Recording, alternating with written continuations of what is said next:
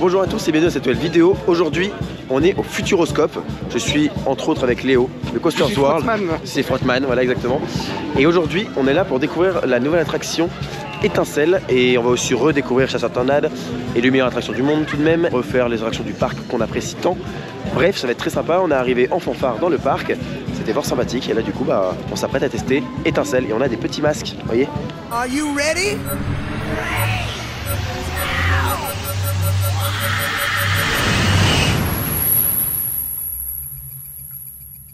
Alors là on a un flow, c'est bleu comme EDB Attraction, pourquoi pas. Pourquoi pas. Erwan, mets le tien. Je suis un Power Rangers.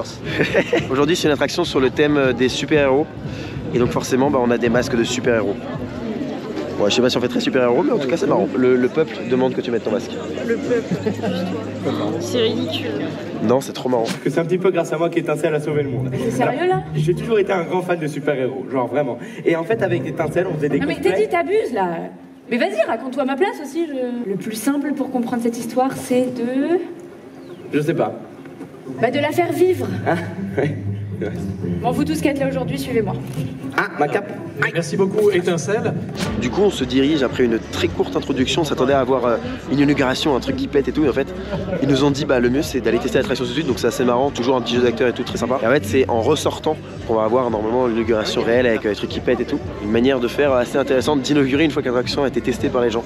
Je trouve ça plutôt pas mal, puis ça rentre dans leur histoire et tout, donc c'est cool. Donc là on arrive à l'entrée de l'attraction, puis on va tranquillement s'avancer et découvrir. Et ça y est, on rentre dans le bâtiment d'Étincelle et c'est de toute beauté.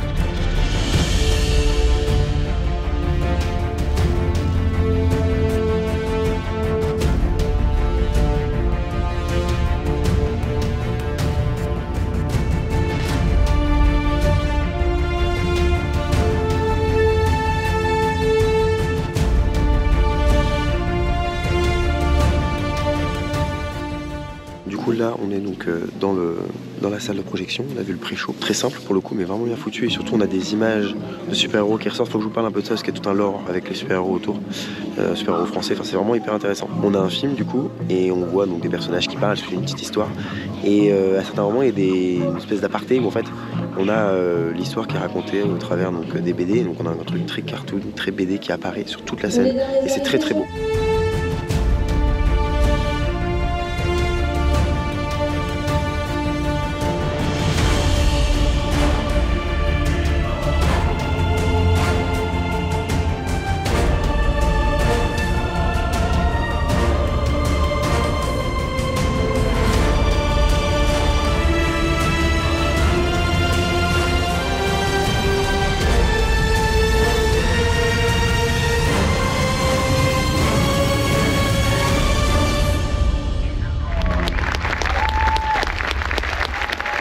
L'inauguration de Étincelle est terminée, c'était génial.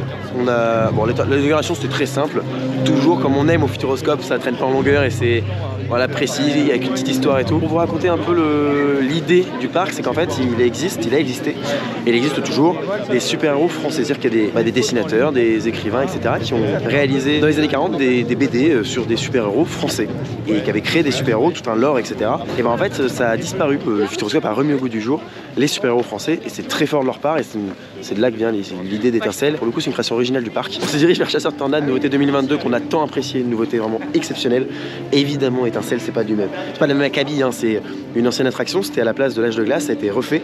Et donc on a toute une entrée qui est super belle avec plein de trucs super-héros. Et le mot d'ordre de cette attraction c'est la couleur, les lumières, les lasers et surtout une direction artistique qui est magnifique, vraiment. Le côté très BD et tout qui est hyper bien utilisé. On a un très beau pré-show donc qui allie le côté film réel et côté BD avec donc d'un coup tout s'affiche en BD sur le pré-show, c'est super. C'est hyper sympa le pré-show. Et puis derrière on arrive sur une attraction qui est une sorte de cinéma 3D. En fait concrètement on est debout sur des plaques qui bougent. Et bah, c'est une sorte de attention menhir, grossièrement, dans l'idée, hein, parce qu'évidemment l'histoire est totalement différente, l'exécution est totalement différente également. Et surtout dans attention menhir, ce qui était marrant, c'est qu'ils ont utilisé beaucoup de lasers, ce que j'avais trouvé exceptionnel à l'époque, et que là, sur Étincelle, ils en ont mis à outrance, il y en a partout, et ça marche très bien. La musique est très bien choisie, et puis même l'idée générale du truc, d'essayer de remettre au goût du jour des super-héros français, de partir de cette base-là, et d'extrapoler, de partir dans des délires, entre guillemets, très intéressants, et même simplement d'explications, de voilà, les super-héros français ont disparu pour telle raison et ils partent de là pour faire leur storyline, créer donc l'idée originale d'Étincelle. Pendant le film, on passe donc d'un côté très film à un côté beaucoup plus cartoon et je trouve que ça marche extrêmement bien. Je suis ravi de ce qu'a fait le Futuroscope. Encore une fois, c'est pas comme Chasseurs de Tornades, ça n'a pas la même vocation. Là, c'est une nouveauté plus réduite en termes de budget, mais qui n'en est pas moins très intéressante. Ça remet au goût du jour plein de choses au Futuroscope, l'histoire qui est franchement bien racontée, et puis voilà, les images, les couleurs, les détails, les choses comme ça. Pour moi, ça, c'est la vraie réussite d'Étincelle. Et c'était aussi l'une des vraies réussites de Chasseurs de Tornades et de Attention Menhir, parce que c'est les personnes qui ont réalisé ces 3 attractions sont peu ou prou les mêmes personnes, grossièrement. En tout cas, voilà, il y a des personnes qui ont œuvré sur les attractions ensemble. Et on voit les résultats, hein. Moi je trouve que c'est une équipe de choc qui arrive à nous faire des trucs vraiment très bien. Donc encore une nouvelle attraction très sympa à faire, qu'on ne manquera pas de faire et refaire quand on ira au Futuroscope à l'avenir.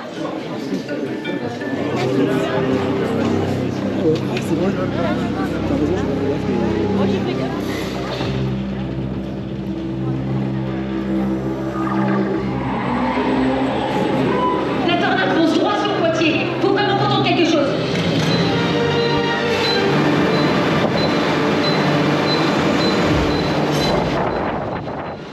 On sort de Chasseurs de Tornades, toujours aussi bien que dire. Nous on était au centre. Au centre on se fait moins éjecter, parce que vu que ça tourne beaucoup, mais on tourne plus sur nous-mêmes, c'est très perturbant. Mais toujours aussi bien, enfin bref, c'est une superbe attraction. J'adore à chaque fois. Vous avez eu le topo d'ailleurs, hier on était à l'hôtel, parce qu'on est invité par le parc évidemment, j'ai oublié de le préciser, mais c'était un peu logique, là vu que c'est une inauguration. Vu qu'on était invité par le parc, on était à l'hôtel, je vous mets une vidéo en fiche, c'est la vidéo de la visite de l'hôtel de l'année dernière. C'était génial, donc hier on a eu la même chose, c'était trop bien, on s'est fait kiffer, j'ai mis des stories sur Instagram, bref, vous connaissez.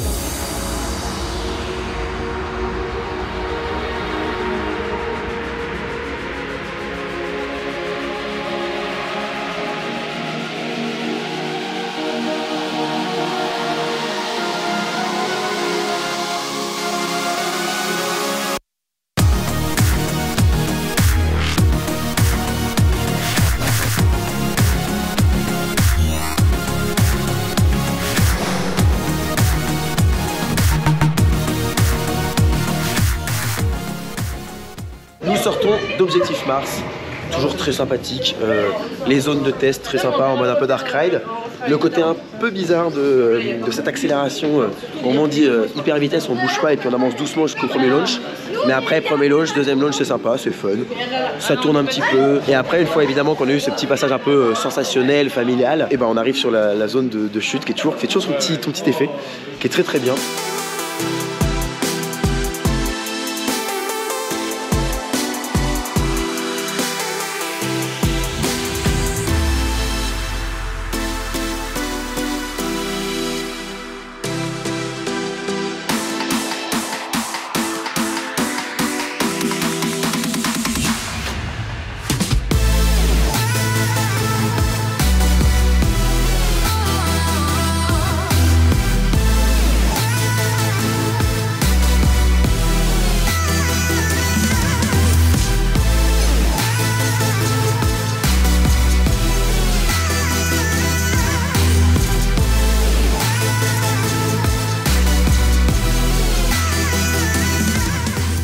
Nous sortons d'une conférence de presse, on a pu avoir plein d'infos sur plein de choses. Et j'ai un petit détail, sachez que le parc, j'ai oublié de le préciser, mais il est en chantier, genre l'entrée est en chantier, à côté de l'hôtel Cosmos c'est en chantier, il y a plein de trucs en construction. Pour la petite anecdote, il y a 13 hectares en ce moment en chantier dans le parc, ce qui est plus grand que la superficie totale de Spirou. Voilà, petit truc à part, mais ça m'a quand même marqué psychologiquement. J'ai fait ah, quoi qu'il en soit, j'ai parlé de resort parce que le but du Futuroscope c'est de se déployer en tant que resort, donc d'ouvrir un parc aquatique, l'Aquascope, qui ouvrira l'année prochaine si je dis pas de bêtises. Et donc évidemment ils sont en train aussi de construire actuellement Mission Bermude, la nouveauté, le nouveau roller coaster. Un truc très bien, Danse avec les robots, qui est une attraction qui n'a pas un très fort débit, hein. C'est des robots avec 2 sièges, là ça va passer à des robots avec 3 sièges, donc pour augmenter le débit, et puis ça va être mieux géré, etc. Des nouveaux robots, hein. Donc ça c'est cool. Actuellement on se dirige sur une attraction, une nouveauté, c'est plus dans l'esprit du Futuroscope, des petites choses un peu bizarres, des choses un petit peu atypiques. Là on a carrément une maison à l'envers. Moi je vais parler avec lui. C'est très perturbant. Alors, par contre, quand t'as envie d'aller aux chiottes, c'est quand même vachement compliqué de faire comme ça. Même pour se laver les mains, ça devient galère. Par contre, pour boire, il y a un côté vachement plus pratique. Par contre, par terre, ça en fout un peu partout. C'est trop bien, le jukebox c'est la vraie radio, on peut mettre les grosses têtes. On va mettre RTL à 15h comme ça on va écouter les grosses têtes. On ressort de la maison à l'envers. Très sympa l'expérience, j'aime beaucoup. C'est joli. On a pris des petites photos dispo sur Instagram, c'est très très cool. De l'extérieur, c'est marrant parce que je m'attendais pas en fait à ce que ce soit dedans. Je pensais que ça c'était une déco et qu'on allait rentrer dans quelque chose qui était à l'envers. Et pas du tout en fait, c'est vraiment là-dedans qu'on est, avec un étage et tout. C'est super bien fait, j'adore. Ça rentre très bien derrière. Par contre, ça donne mal au crâne. C'est en moi vraiment. Et Emma aussi, pareil, elle était en mode un peu vaseuse, en mode on va vite sortir, on va prendre 2-3 photos, on va sortir parce que c'est perturbant en fait. Le cerveau il aime pas trop, puis c'est penché. Du coup, actuellement, on est au restaurant. On est à quel restaurant? La table d'Arthur. Bon, là c'est peut-être un peu particulier. Je pense qu'on n'aura pas la même nourriture que la table d'Arthur. On a un menu et tout sur le thème de Étincelle, la malédiction de l'Opale Noire, la nouvelle attraction de cette année. Du coup, on est autour d'une table, on est tous ensemble. Donc, on est avec Erwan, Valentine, les gens de Coasters World et les gens de Parc Actu. Il y a encore d'autres gens un peu partout. Je ne présente pas tout le monde, ce serait bien trop long, mais on est bien entouré, même très très bien entouré. Et ça, c'est fort sympathique. Voilà, il y en a des super-héros qui nous servent des petites coupes de champagne. On ne dit jamais non à un super-héros avec du champagne. Donc on est très content. Voilà. Alors nous avons bien mangé, très bien mangé même, c'était de la haute gastronomie, donc c'était cool. Là on se promène dans le parc. Petite chose sur la boutique d'Étincelle, parce qu'on a été faire la boutique un petit peu là. Sympa, elle est jolie la boutique, il y a un peu de merch dans tous les sens par rapport aux super-héros et tout, c'est très cool. Moi j'aimerais bien avoir quand même la possibilité d'avoir un peu plus de merch sur Étincelle, sur l'attraction en elle-même. Il y en a un petit peu, mais c'est vrai que des grands posters, des trucs comme ça, parce que j'ai vraiment tellement kiffé l'image en fait qu'ils ont créée avec cette attraction, que j'aimerais bien qu'ils l'exportent un peu dans la boutique, un peu plus, avec des grands posters et des trucs comme ça pourrait être pas mal. Nous nous dirigeons vers l'extraordinaire voyage, qui est donc un flying theater, un petit peu comme le Voletarium à Europa Park, sachant que le Voletarium, je crois qu'il est arrivé après celui-ci, et en fait celui-ci a la particularité d'avoir un film. Moi je préfère le film de l'extraordinaire voyage, mais la grosse différence c'est que l'écran de l'extraordinaire voyage est un peu moins bien fini, donc on voit les traces sur les écrans, chose qui n'est pas le cas sur le Voletarium à Europa Park. Donc l'écran a été mieux réussi à Europa Park, mais moi je préfère le film de Futuroscope. Bref, ces attractions en général elles marquent énormément, ceux qui le font adorent ou sont un peu bon, ok c'était sympa, comme moi je trouve ça sympa sans être incroyable, même si c'est une très bonne attraction. C'est vrai qu'il y a des gens qui sont ultra marqués par ce genre d'attraction, genre Jérôme en live, je sais que mon pote Jérôme il adore cette attraction, ces attractions, les Flying Theater il les adore, et à juste titre parce que c'est quand même de très bonnes machines. Nous sortons de l'extraordinaire voyage, donc il m'a plus que d'habitude, voilà. Emma elle a un peu le même constat avec Emma, il y a de la fumée, enfin il y a de la bruine, il y a des odeurs, ça j'adore les odeurs, la musique c'est vraiment top, je trouve que la musique est vraiment bien choisie. Voilà, après bon je suis toujours là à me regarder le truc, en dire bon ok, ça mériterait une petite chute libre ou un truc comme ça. Et je crois que la technologie de ce système-là, c'est possible. Normalement, je crois que c'est Dynamics Attraction qui l'a fait, les mêmes qui ont fait Chasseur de Tornades. Et normalement, il a la faculté de faire une chute libre un peu de 1,5 mètre, 2 mètres peut-être, mais qui n'a pas été exploité forcément sur l'extraordinaire voyage. J'aimerais bien qu'il l'exploite. C'était sympa. Là, on se dirige vers Étincelle pour avoir les coulisses. Alors, le groupe c'est un peu scindé. Ceux qui sont pas trop intéressés par la technique sont partis. Autrement dit, tout le monde. Là, je suis juste avec le créateur de Parc Actu. Vous savez, ceux qui ont organisé, entre autres, le Park Fan Award, merci beaucoup, qui a récompensé Chasseur de Tornades notamment, et puis plein d'autres attractions dans plein d'autres parcs, et plein d'autres événements, bref. En tout cas, voilà, je suis avec lui, et puis Déjà un petit moment sympa. bah ouais, on va aller voir un peu les coulisses d'Étincelle. On est actuellement, comme vous voyez derrière moi, dans l'entrée de la file d'attente de Étincelle, la malédiction de l'Opale Noire. Et on se dirige, comme vous voyez actuellement aussi, dans les coulisses. Donc là, on va être sous la file d'attente, avec la file d'attente qui est ornée de BD de référence à la BD et comme je vous ai dit en fait c'est un rappel des BD françaises, des super-héros français qui ont existé et qui existent toujours en tout cas que le Futuroscope cherche à faire revivre et surtout il y a un petit descriptif à chaque fois avec les bandes dessinées et évidemment l'année, enfin bref tout un descriptif des vraies bandes dessinées, enfin c'est assez intéressant. Et là j'ai précisé mais je suis avec Clément, un ami de longue date de tout le monde qui travaille ici aujourd'hui et qui du coup nous fait cette visite et nous donne toutes ces infos. Je les connais pas les infos à la base, hein, c'est lui qui me les donne et voilà, qui nous les donne d'ailleurs parce que je suis toujours avec François. Enfin bref, ça va être sympa. En fait on est sous donc le monstre de la BD qui est un monstre inventé, hein, comme Étincelle c'est inventé. Là ça tire pas, c'est inspiré on va dire des BD de l'époque, des héros français, mais c'est un héros français créé pour l'attraction. La statue a fait 7 mètres au-dessus de moi, hein. 7 mètres, c'est énorme. Cette salle avec les LED et les murs avec les comics autour, c'est magnifique, c'est de toute beauté vraiment. Puis ce monstre aussi bien éclairé et tout, c'est... Ah oui, et puis le jeu de LED aussi que vous voyez autour de moi, il est synchronisé avec la musique. Voilà, c'est un petit détail mais qui vaut son petit pesant d'or quand même. Là, en fait là on est devant le pré-show, vous voyez là, il y a le pré-show d'Étincelle. Et en fait ce qui est assez incroyable c'est que là on est sur l'espace PMR, le sol du pré-show est pas plat. Parce que s'il était plat, les gens qui seraient donc à la place PMR ne pourraient pas bien le voir. Donc du coup, ils ont fait en sorte de faire un sol en pente. C'est hyper bien trouvé et puis bah ça marche. Donc là, on voit très bien le pré-show. Là, du coup, on est à la salle principale, vous voyez derrière moi, la salle de show. Donc là, vous voyez, la salle se met en marche parce que les gens vont rentrer bientôt. Et il y a les lasers qui se mettent en marche, il y a le show d'attente qui se met en marche, toujours en 3D. Et ce qui est hyper impressionnant, c'est donc qu'il y a 54 enceintes. Le son Dolby Atmos. Et au niveau des lasers, on a donc 2 lasers sur le côté de 15 watts, des gros lasers. Et puis Clément me disait 6 petits lasers en additionnel. Et donc je vous ai dit, il y a des lasers 3D. Qu'est-ce que c'est un laser 3D? Bah, c'est tout nouveau, hein, c'est unique au monde. Et c'est prototypique ici au Futuroscope, développé par les équipes du Futuroscope. Et en fait, c'est des lasers qui permettent d'avoir donc un effet de dessin 3D, on va dire, sur l'écran. C'est-à-dire que ça va projeter des lasers, mais qui ont un effet 3D. Donc c'est quand même complètement dingue d'avoir réussi à faire ça. Voilà, dans la régie de l'attraction. Donc tout a été, tout ce que vous voyez là, c'est neuf. Ouais. Juste ce beau bébé là, c'est juste pour la projection. Okay. C'est le projecteur laser 4K. C'est ce qu'il y a de plus puissant en termes de luminosité. Ce qui fait qu'on a dû trouver un filtre 3D capable d'absorber toute la puissance du VP. Ça n'existait même pas sur le marché, on a dû vraiment... Donc même pour la projection normale du film, c'est déjà un truc laser monstrueux. Ouais, monstrueux. Bah, juste ça, c'est 130 000 €. Hein, d'accord. Voilà, pour donner un peu un ordre d'idée. Et là, on a justement les 2 lasers qui créent la 3D. Donc ça, c'est 2 boîtiers qui vont faire des dessins laser sur l'image. Et en fait, ça, c'est une création qu'on a faite, qu'on a développée avec Claude Lifford, qui a vraiment une référence mondiale dans le laser. C'est de faire ressortir ce laser en 3 dimensions, et pour ça a été vraiment sur mesure. On a pris 2 lasers qu'on a polarisés, donc on a fait vraiment des essais expérimentaux avec des bouts de filtres polarisants, avec des bouts de toile d'écran, enfin tout ça a été vraiment développé en labo exprès pour le Futuroscope. Et après on a fait polariser directement ces machines là, donc c'est des créations sur mesure, et en fait en recréant ce dessin légèrement décalé avec les lunettes 3D, ça ressort dans l'espace. Et donc c'est un prototype qui est du coup une première mondiale. On a du laser qui ressort en 3 dimensions et du coup qui se cale avec le film 3D. C'est ça la c'est fou parce que du coup c'est 2 technologies différentes mises ensemble quoi. Ouais, tout à fait. Complètement dingue. Ouais.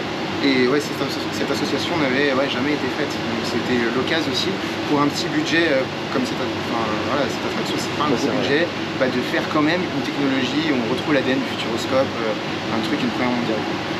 Et puis moi j'avais adoré personnellement les lasers sur Attention Menhir parce que ça avait commencé à arriver en mode le film avec des lasers, ça ramenait un petit truc en plus sur le film, et là j'ai vu qu'il y en avait juste partout, il y en a tout le temps, c'est trop bien. Toute la baie audio, donc tous les amplis des 54 éléments de diffusion sonore qui sont là, donc c'est juste énorme, tout ça, ça gère juste le son.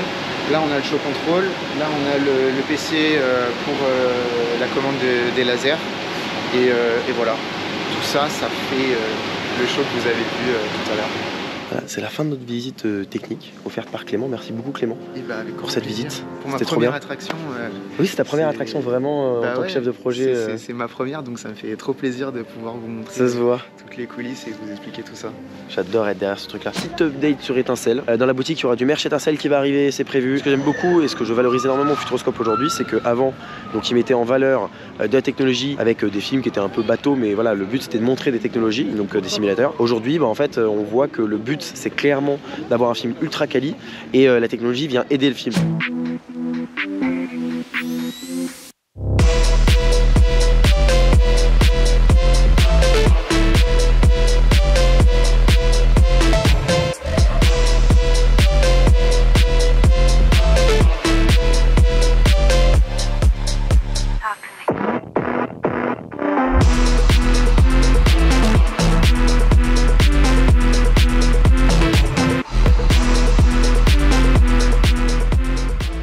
Là du coup on est au hameau, je sais pas ce que c'est une espèce de petit chalet village. Ça reste du marché de Noël je pense. Un peu de marché de Noël, ok, mais on va prendre une crêpe grossièrement, voilà.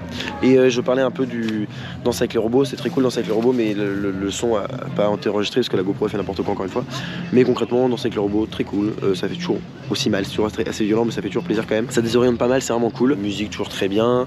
Et évidemment le petit truc en plus c'est que là donc ils ont enlevé un bras déjà pour le remplacer. J'espère en tout cas que sur les prochains bras robotiques ils auront des sièges un peu plus agréables. C'est vrai que là c'est pas très agréable, on est vraiment enfermé dedans. Et harnais un peu plus sympa, j'espère, on verra. Mais après ça reste qu'un détail parce que l'attraction est très cool. Voilà. Nous nous dirigeons donc sur Chasseur Tornade. Pas pour le refaire, parce que Chasseur Tornade c'est très cool. Et ce qui est sûr, c'est que dans la vraie vie, on ferait beaucoup moins les malins. Et là, plus de tornade.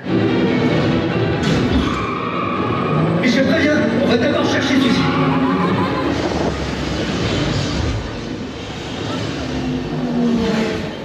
On sort de Chasseur de Tornade, on était sur les extérieurs. Avec Emma, on a pris beaucoup plus tarif. Bon, Léo, il le découvrait, enfin, il l'a découvert aujourd'hui, donc il a vraiment kiffé. T'as bien kiffé, Léo. C'est génial, j'adore. Ça me donne le smile. Il avait une tête dedans, il était une tête en mode waouh, parce que sur le côté, on se fait vraiment éjecter. Et j'avoue que là, il nous a paru vraiment intense, quoi.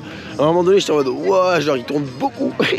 On voit vraiment. Oui, j'aime bien regarder sur le côté, c'est une connerie parce que du coup, ça donne un peu le tournis. Mais regardez sur le côté, je voyais la vitesse qu'on avait, l'inclinaison d'un coup, on voit qu'on se lève, on baisse. Enfin, c'est vraiment ultra intense, quoi. Enfin, ultra intense. Pour un cinéma dynamique, c'est quand même fou. Enfin, je sais pas comment on appelle ça. Cinéma immersif, théâtre immersif. Bref, c'était dingue. C'était dingue. C'est parti pour Étincelle. On refait Étincelle du coup, parce qu'on l'a pas fait qu'une fois pour l'instant et c'est la nouveauté. Donc Étincelle, le soleil commence vraiment à tomber, la lumière est super belle. Bref, trop cool. On se dirige actuellement sur Objectif Mars. Je vous fais le débrief parce que j'ai des trucs à vous dire sur Étincelle. C'est trop bien. Bref, là on va sur Objectif Mars de nuit, c'est pour ça qu'on y va direct.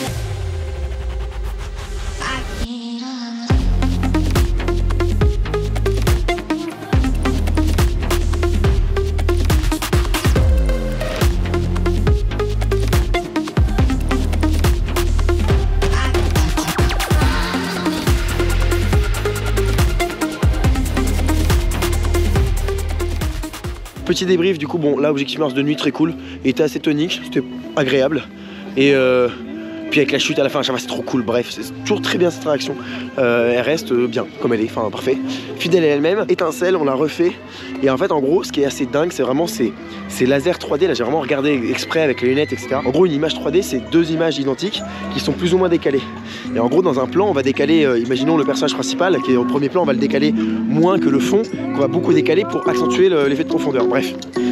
Et ben là ils ont fait pareil avec des lasers, c'est-à-dire que les lasers qui sont projetés sur les écrans sont plus ou moins décalés, ce qui fait qu'il y a des lasers qui vont tourner. On va avoir l'impression qu'ils passent derrière les personnages et tout, alors que bah, le laser il est sur un mur plat quoi, comme pour la vidéo, mais réussir à faire ça avec un laser c'est fou, c'est un prototype, c'est unique au monde. Bravo à Clément que vous avez vu dans la vidéo parce que c'est sa première attraction. Alors il est loin d'être le seul à avoir œuvré dessus, hein, mais en tant que chef de projet c'est sa première attraction et voilà, c'est une immense fierté pour lui, je le sais, et je tiens quand même à le remercier ici en vidéo. Mais voilà, non, franchement c'était incroyable. Quelle technologie folle, c'est ce petit détail. Moi j'avais vraiment kiffé, vous savez, vous pouvez aller revoir la vidéo sur la découverte d'Attention Menhir où je disais que les lasers ça faisait vraiment tout. Alors c'était un détail, alors que là c'est peu de détail, c'est vraiment exploité à 100% sur ce cinéma là. Trop bien, là pour le coup Étincelle vraiment avec les lasers validés à fond. La fumée est trop cool, le film est vraiment bien, hein. Il y a des scènes de comics où ils se battent et tout, mais c'est épique, c'est prenant, la musique est dingue. Enfin pour moi c'est une réussite, le film j'ai vraiment kiffé. Après c'est parce que je suis sensible à ce genre de film là, c'est à dire que le film va de par en fait son aspect vous toucher plus ou moins, parce que bah je sais pas, j'aime bien ce côté là un peu cartoon, un peu BD, ce style là m'a beaucoup touché et en le revoyant bah ça justifie en fait ça, je me suis dit ok c'est bon, c'est sûr, j'aime ça pour ça, et donc c'est un très bon film et très beau, c'est mon film de cinéma dynamique préféré, c'est très bien. Alors après l'attraction en elle-même, encore une fois c'est un cinéma entre guillemets classique, hein. En plus il n'y a pas de siège qui bouge, c'est vrai qu'avec des sièges à l'Attention Menhir sur l'attraction je serais aux anges, mais en tout cas pour une réhab comme ça et surtout pour le budget c'est incroyable. De toute manière on a quand même beaucoup trop kiffé notre journée. Déjà depuis l'ouverture donc de Chasseur de Tornade, on savait qu'on voulait y retourner exprès pour ça. C'est-à-dire que Chasseur de Tornade valait le déplacement, ce qui n'était pas le cas avant Futuroscope. Je ne trouvais pas qu'il y avait d'attraction qui valait vraiment le déplacement à elle toute seule. Là c'est le cas. Les autres viennent en complément. Étincelle c'est encore plus. Ça vient également en complément, ça vient également agrémenter l'offre et d'une très bonne manière. Donc on vient, on sait qu'on a beaucoup de choses à faire. Donc on a des trucs un peu plus classiques, et la Vienne dynamique, on a, bon, c'est toujours un peu marrant, un peu mythique. On a les lapins crétins, le voyage extraordinaire, Objectif Mars, Chasseur de Tornade, bah là on a Étincelle, on a la danse avec les robots, bref, il y a beaucoup d'attractions qui valent le détour et qu'on peut faire plusieurs fois. Là Étincelle j'ai fait 2 fois, j'ai vraiment envie de le revoir encore après, extrêmement content et bravo aux équipes d'avoir réitéré l'exploit de faire un très bon film comme sur Chasseur de Tornade. Ceci étant dit, bah, je vous remercie d'avoir suivi la vidéo jusqu'au bout, je vous dis à bientôt pour un prochain épisode sur des bords, sur une vidéo dans un parc. Ici là, soyez enthousiastes. Coucou Emma. Coucou. Salut.